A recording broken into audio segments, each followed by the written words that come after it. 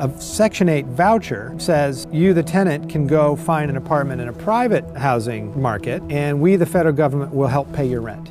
And those vouchers have placed them in racially and economically segregated communities on the south and west sides.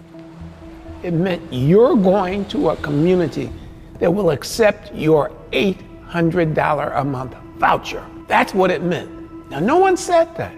A lot of people don't get it unless it's broken down. But what you've done is you've recreated the concentration of poor people in particular buildings and sometimes whole blocks. There was a cleansing happening. It was called internal displacement from one impoverished neighborhood to another one. It was a plan for resegregation if you look at where people ended up. Almost all the residents were forced into 9 or 10 communities. The communities were under siege at that point.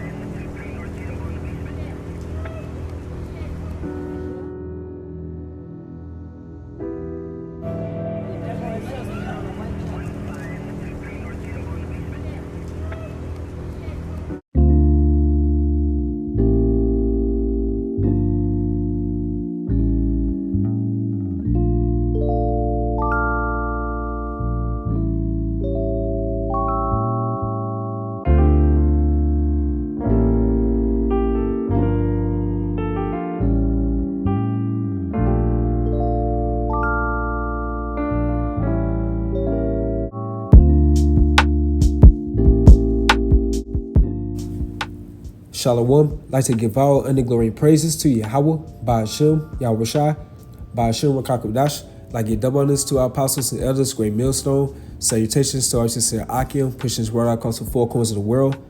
And you're going to see a short documentary going into why Chicago is the way it is right now, concerning the high crime rates, the impoverished neighborhoods, the prostitution, the gang violence, and the list goes on.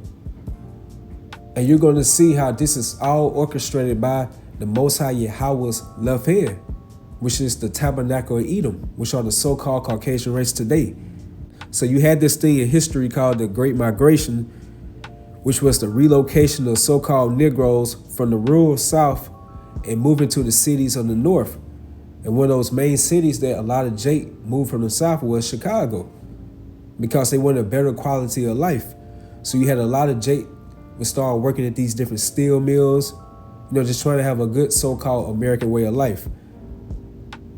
But throughout that time frame, Esau started noticing that, and they did not want Jake to be intermingled with the so-called white race.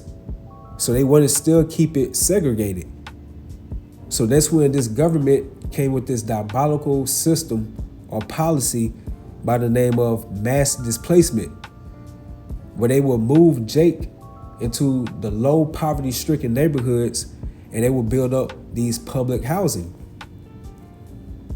And one in particular you have in Chicago that was demolished back in 2011, which was called Cabrini Green Homes, where it was home to 15,000 people, mostly living in mid and high-rise apartment buildings.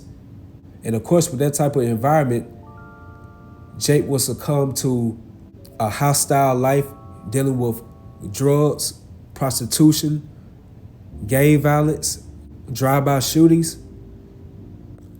And just by watching this video or this documentary, you will get a better understanding of the saying, becoming a product of your own environment, where you will hear a lot of these Jakes within this documentary stating they became trapped within the system. It feels like they have no way out.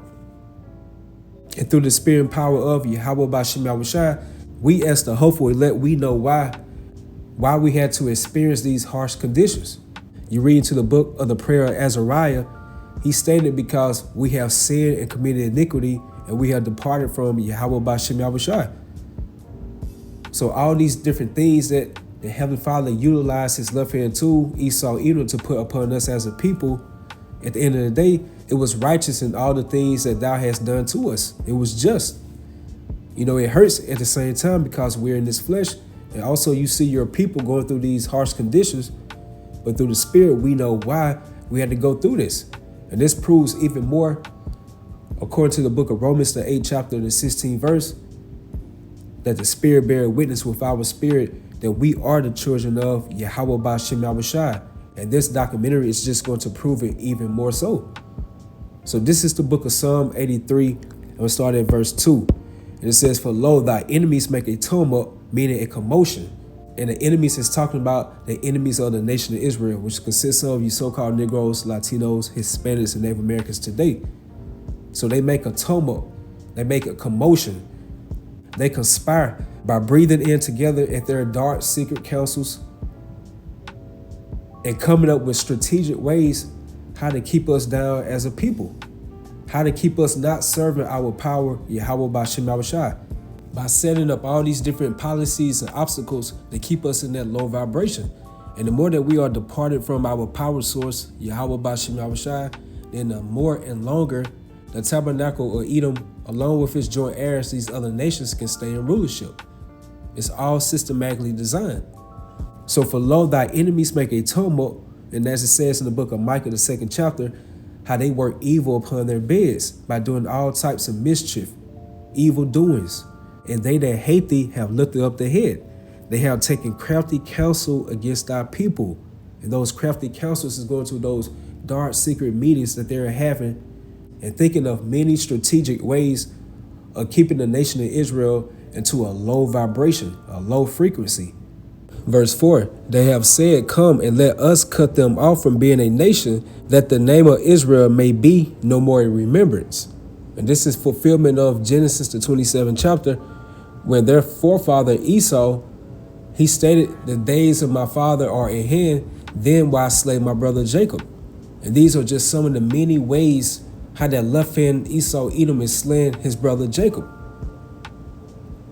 through these harsh policies that they're passing, setting our people up in these low poverty-stricken conditions, which links up with Habakkuk, the 2nd chapter, the 15th verse, as it says, "Woe unto him that giveth his neighbor drink, that puttest thy bottle to him." And that bottle is representing like all the philosophies of Esau Edom of this world, which is all adverse to the ways of Yahweh Ba'Shem Yahushai.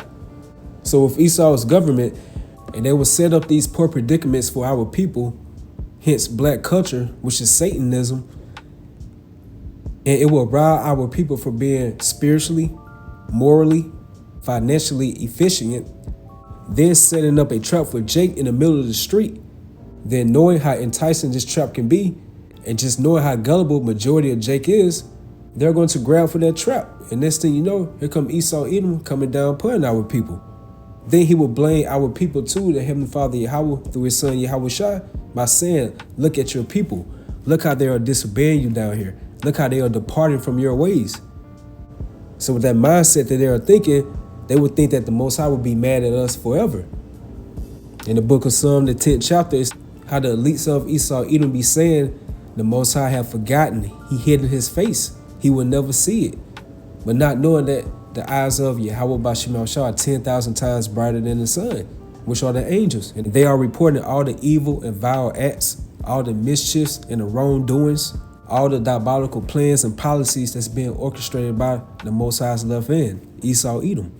And for example, with these public housing programs, the government will give the so-called black women incentives by taking the man out the household or the father out the household.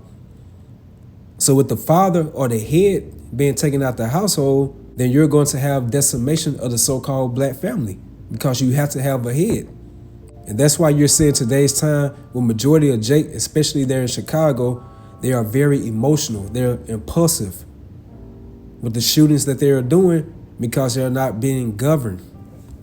So like I was stating earlier, from this documentary that you're going to see why Chicago is the war zone that it is in today's time. Like from a historical standpoint, what made Chicago as it is right now, that you're seeing majority of Jake on national news being succumbed to gang violence, high crime rates, violence, robberies, drug dealings, drive-by shootings, prostitution, pretty much becoming a product of their own environment, where you will have majority of Jake glorifying that type of wickedness. And you do have exceptions of Jakes coming out of public housing, making a so-called life for themselves. But for the majority part, as you can see through this documentary, Jake is stuck. As they say, they are in a trap. It's a system that they cannot come out of. So this is more proof through the Spirit, according to the book of Psalm, the 10th chapter, how the elites of Esau, Edom, have their eyes set privily against the poor. And the poor represents the Israelites. So our brothers out, you all be edified with this. You all stay strong, keep pushing forward. Shalom. Closing an era shrouded in an ambiguous past, one that, if not remembered, will soon be forgotten. This story's legacy, the violence and poverty that plague Chicago's hyper-segregated communities. But what is known about the systems that created them? The laws that isolated them, and the policies that abandoned them? And how does a city heal from decades of heartbreak and loss? At the crossroad of a nation, this is Chicago's story.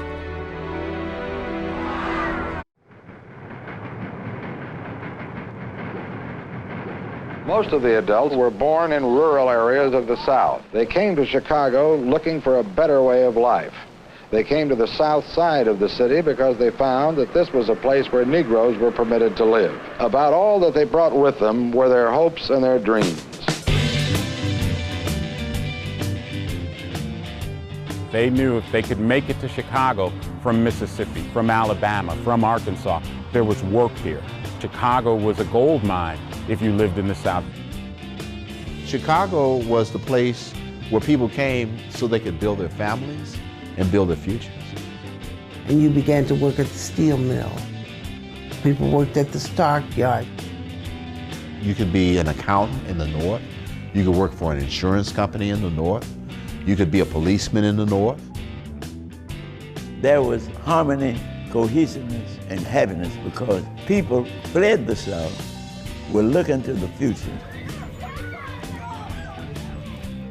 There was finally a light at the end of the tunnel for Southern blacks, and a chance to live the American dream of the North. But that light would prove to be nothing more than a mirage.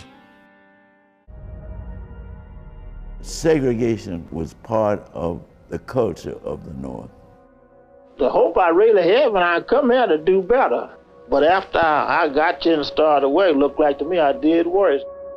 This is when the city of Chicago, with help from the private industry, real estate, and banks, decided, well, we don't want black people living with white people.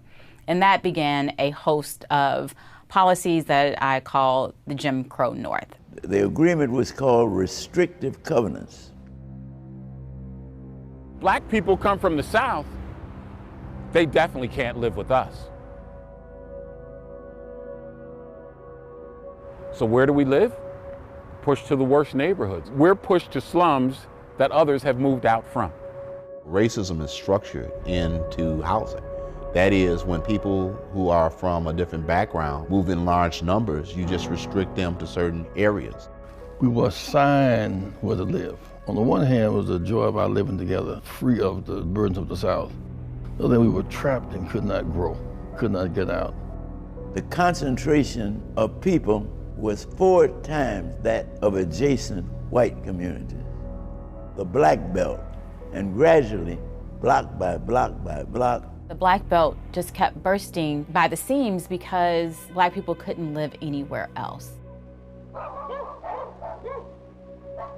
Chicago was really notorious at this time for being a difficult place for African Americans to come and find good, fair housing at decent prices. I was there and I saw what can happen to human beings if they're excluded from the main source of opportunity. He couldn't get much worse, so if it did, I wouldn't be living at all.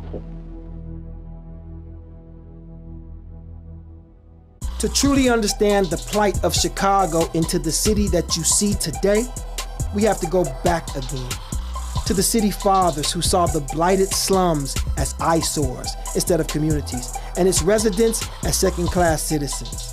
Fixing the problem while maintaining segregation would prove to be the point of no return. Today, the endless plain is gone.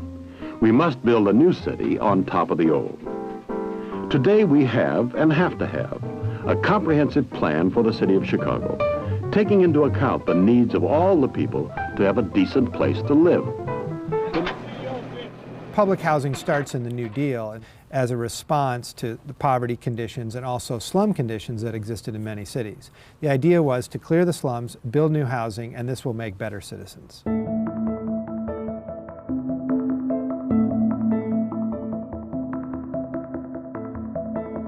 And this is the kind of government flow of money from Washington that Mayor Richard J. Daley was very interested in bringing to Chicago.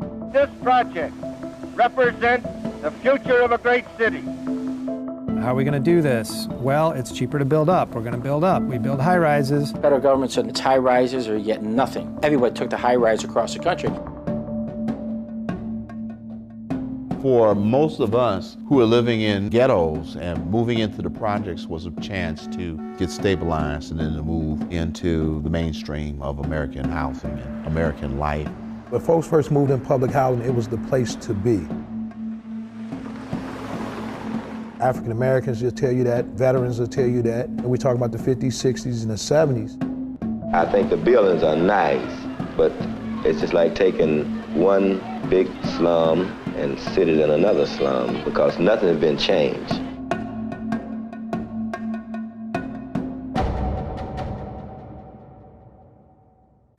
Public housing failed in Chicago for a few very basic reasons.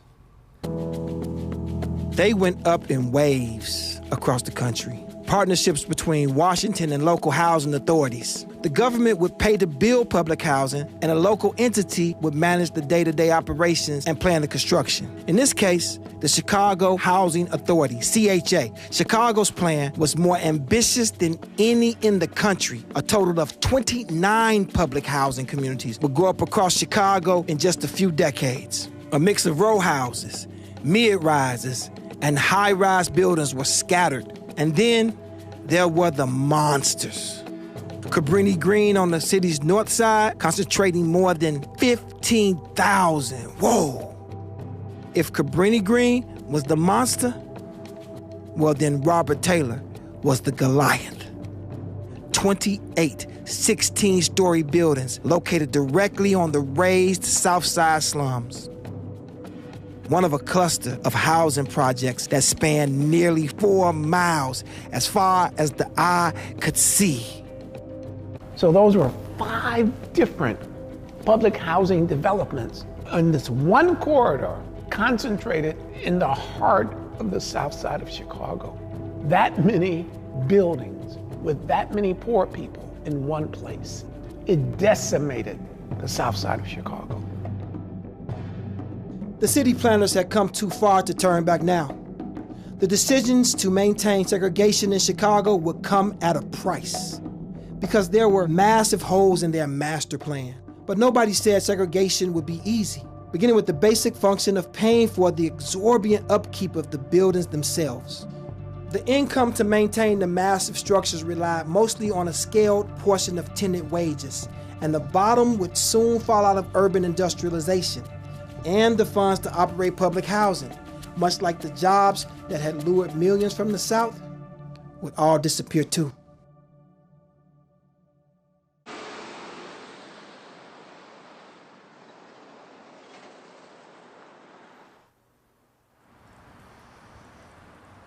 This building is through. I'm 33 years old. I've been here 33 years.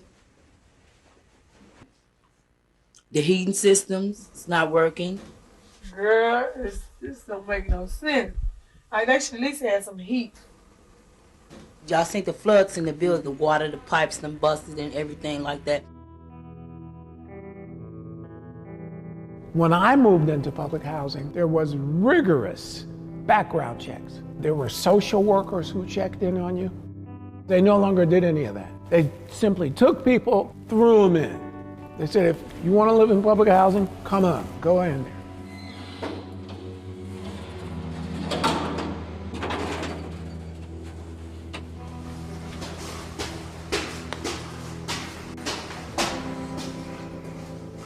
The quality of life was hell on earth. You might go to sleep and it might be roaches crawling from up under your pillow.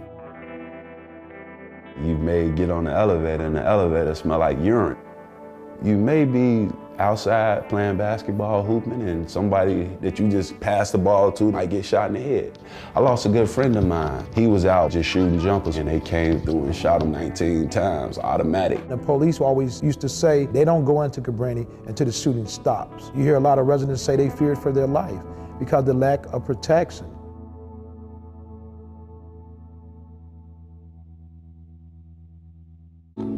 Planners made a choice to build housing for large families, families with 5, 6, 7 children. Originally, there were 7 persons to every unit. When you couple that with female-headed families and average incomes of $5,000, they didn't think about how many kids they were putting in a building versus the number of adults.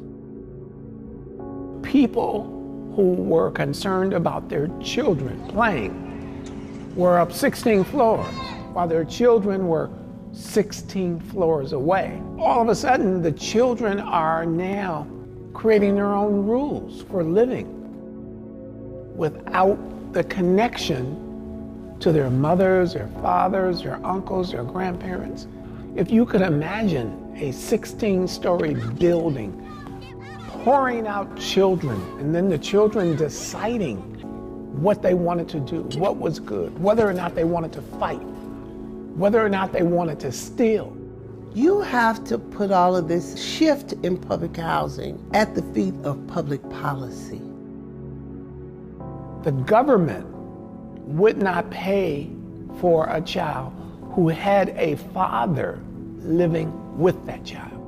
Fathers of some children in this building found their families could be helped by the welfare department, but only if they left home or died. The father leaves, all of a sudden the rent drops. Hey, that's a pretty good deal. It became a financial incentive for the father to move out. My father could not live with us. And we had social workers come to our homes to find out if there were men's clothes or if we had a new television. Jane, this is Miss Stewart. Glad to know you, Mrs. Stewart. How are you? I'm here to help you find a place to move. What would happen then is that you've got a lot of children now without adult supervision from men. And the dropout rate in the schools began to increase dramatically. Many of the boys were put out of school and they were in the streets. They terrorized the communities, this community and others. I would like to see some jobs come to us where we all can make money, get off aid, and just live like we want to live. Because see, right now we all struggling. We're struggling for money, food, and everything else. 5 years from now? I'm gonna tell you, I don't really know. Hope to still be living. Reports from Chicago, where the U.S. government has just seized control of the local public housing authority. Today's takeover in Chicago makes the federal government landlord of America's poorest, most crime-infested public housing projects. In the end, these high-rise public housing developments were awful places to live. By any measure, high-rise public housing developments should have been closed for housing code violations like any other slum building in the city. By the late 1990s, everybody realized this had been a mistake. In big cities across America, the consensus is public housing doesn't work. And in Chicago, it's coming down. Chicago will destroy more public housing than any city in the country. The debate over what should replace them and who should live there has been fierce.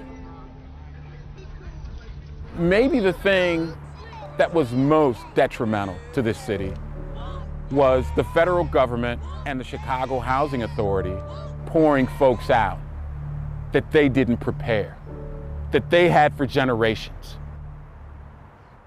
Hundreds of gunshots are reported, more than a dozen killings in one weekend. Many of the victims are teenagers. New gang wars are breaking out in Chicago, and as the homicide rate is at a near record high.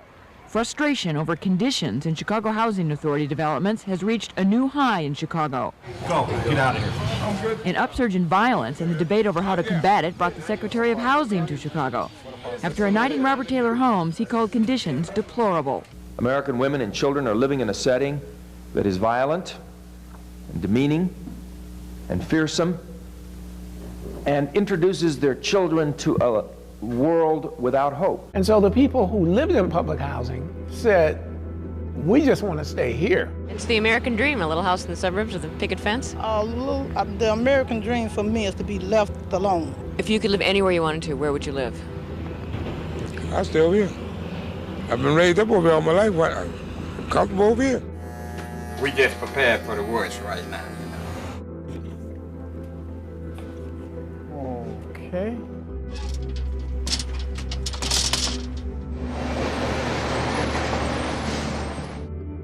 And it went down fast. Cities had erased high-rise public housing from their city plan. The entire area will be transformed into a middle-class, white, yuppie-style community. That's what is happening. That land is worth $1 billion if it's cleared. There's a conspiracy theory that what's really going to happen is that everyone's going to be squeezed out. They will make way for the big buck developers. Is that going to happen? No, it won't happen. And I'm committed to make sure that public housing residents are not displaced from their communities. It's very difficult to maintain peace and tranquility in the midst of confusion.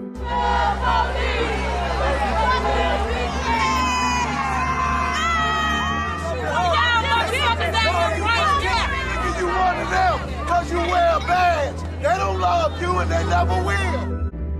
If we leave here, where are we going to go? If we leave here, where are we going to live? There were 30,000 families living in public housing. Where were people going to go? Was there going to be a revolt? Could this be pulled off? My primary concern is where's the next generation going to live? You think they're thinking about the American dream? What is the American dream these days?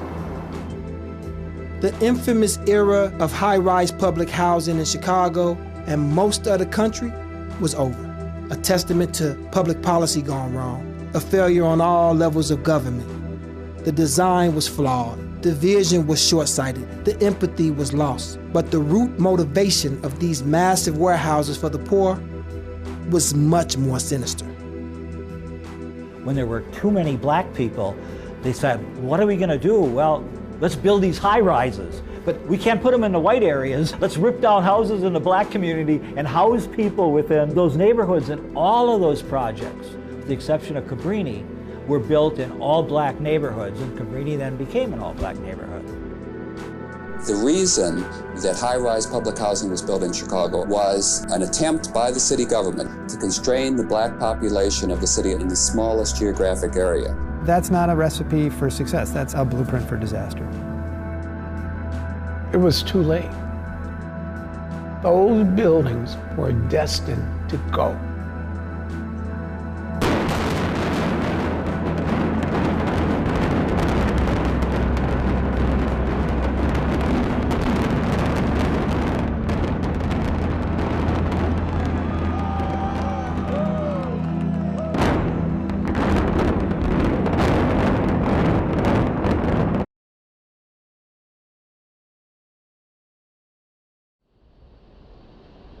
It's now been 2 decades since the first brick fell from the mortar of Chicago public housing.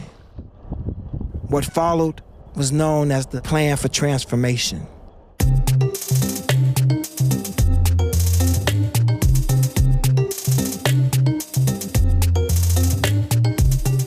Now we find ourselves in the 21st century. There's a whole lot of people in the United States who need stable housing that's affordable.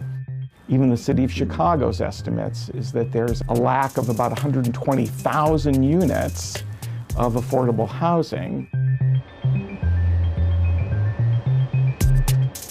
Now you have taken away the housing, but you don't have anything to replace it. Instead, you have condominiums that are costing $1,800 for one bedroom and $2,000 for two bedrooms.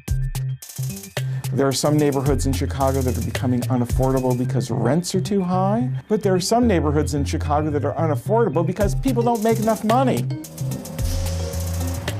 Communities that are poor, people that are poor, are getting pushed into a smaller and smaller box as gentrification takes up more and more space. And we sort of gave up on conventional public housing. We decided that a whole lot of public purposes should be privatized, infusing it with incentivizing the profit motive. In the public housing realm, we decided to turn it over to private developers. So the Section 8 programs came into existence. Tenants have vouchers where they can take those vouchers and have the rental assistants follow them to whatever landlord in whatever building they live in, which is an experiment. What was promised was new mixed-income communities. Though only a fraction of former public housing residents were actually allowed to move back into the new communities. Most were never built, leaving vast expanses of land just vacant. A lot of places have not even started construction yet. They still have been empty for more than a decade. That was the centerpiece of the plan for transformation. Overall, where did people go? That's the big question. I think about snowball stands on the corner. I think about basketball tournaments. I think about fun days. And no matter where I went in the world for however long, I could come back home.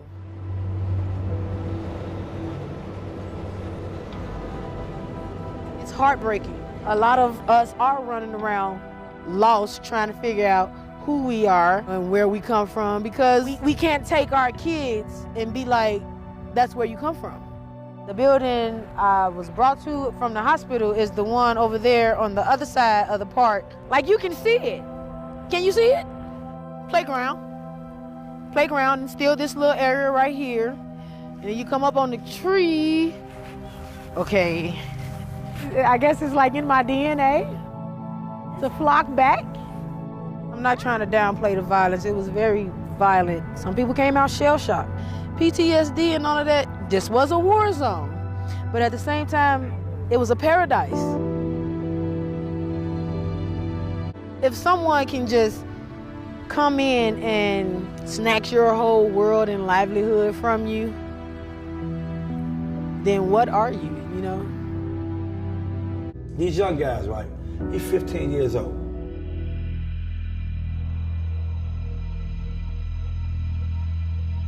His father in jail, his grandfather in jail. His mother on the street. He the oldest. He got a sister, 13 years old. He got a little brother, 8 years old. Now he a man. He just got out of 8th grade 2 years ago. So he got to take care of family. The choices are very limited. The drug trade is probably one of the largest employers on the West Side, and I did that calculation of number of people who've been arrested and prosecuted for dealing drugs out there and then comparing that with employment numbers. What I got to lose? My life? I mean, that's the best thing happened for me. I can get away from it. Is it any surprise that open-air drug markets are such a large employer? No.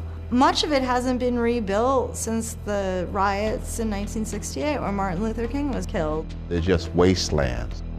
We from the gutterest parts of the city, from the most impoverished parts of the city, so you can't put that on no job resume. We can't say, oh yeah, I trapped the block for 10 years and this is why you should hire me. The only thing that's left to do is to hustle, sell a drug, sell a bag. Drug commerce in Chicago is a very violent business. And it's settled not with writs and subpoenas, it's settled with guns.